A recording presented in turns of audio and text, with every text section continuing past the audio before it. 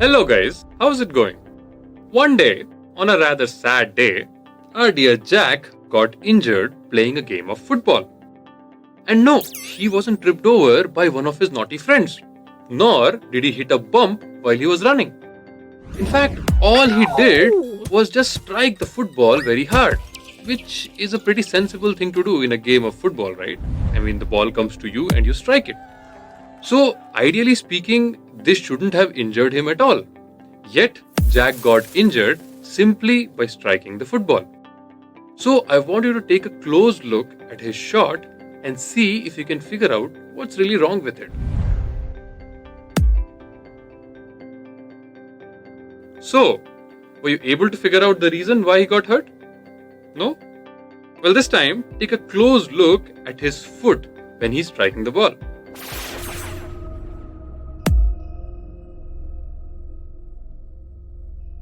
Ouch! That might have really hurt.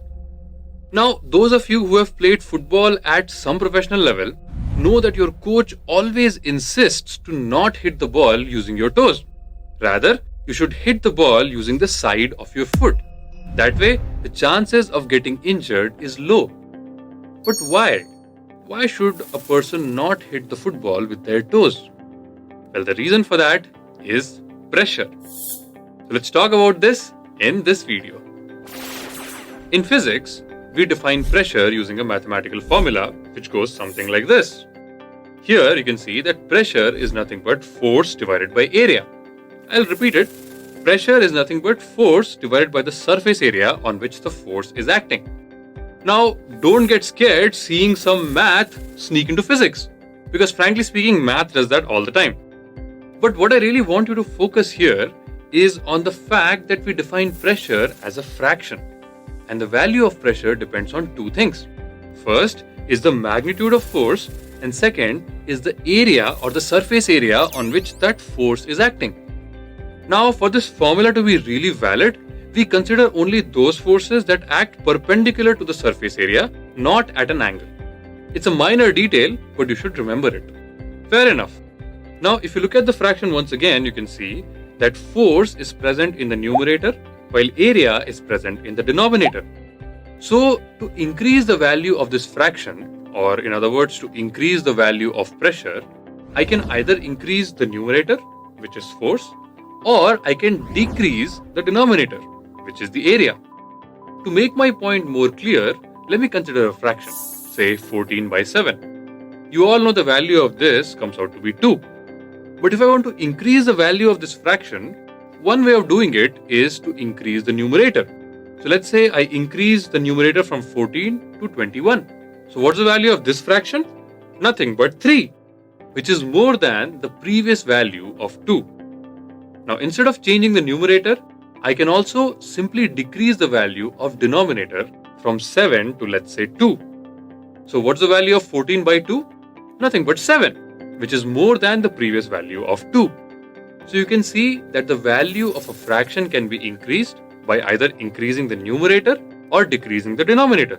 Similarly, with the same logic, the value of a fraction can be decreased by either decreasing the numerator or increasing the denominator. I hope I made my point very clear.